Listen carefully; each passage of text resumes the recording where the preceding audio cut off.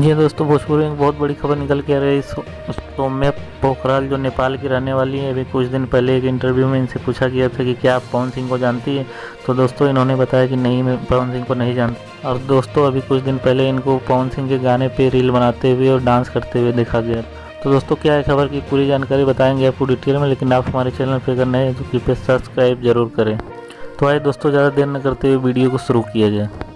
जैसा कि दोस्तों आप लोगों ने देखा होगा कि सौम्या पोखराल से एक बार पूछा गया कि भोजपुरी में पवन सिंह कौन है, तो उन्होंने बताया पवन सिंह कौन है हमें नहीं मालूम है, मैं भोजपुरी में खेसारी लाल यादव को जानती हूँ। जिसको लेकर के दोस्तों काफ़ी ज़्यादा विवाद चालू हो गया था सोशल मीडिया पर। फैंस पवन सिंह और खेसारी लाल यादव के फैंस आपस में भिड़ गए थे और उनका ये इंटरव्यू काफ़ी ज़्यादा वायरल हो चुका था।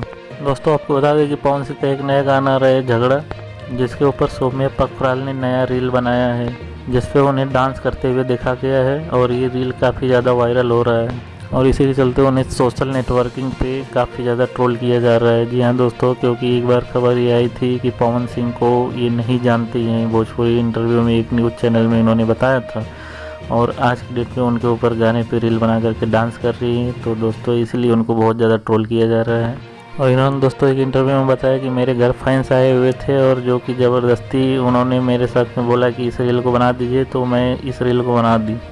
जैसा कि दोस्तों जानते हैं कि भोजपुरी में सबसे पावर स्टार पवन सिंह का डंका पूरे भोजपुरी में तहलका मचाता है। भोजपुरी नहीं दोस्तों, पूरे ऑल इंडिया में इनका गाना तहलका मचाता है। और इनका एक गाना जो लॉलीपॉप लागोली पूरे विश्व में प्रसिद्ध है।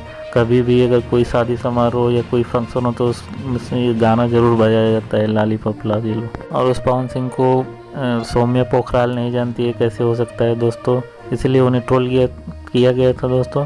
तो दोस्तों ये थी खबर की पूरी जानकारी और अच्छी जानकारी के लिए कृपया हमारे चैनल को सब्सक्राइब जरूर करें और अपना राय जरूर कमेंट में दें।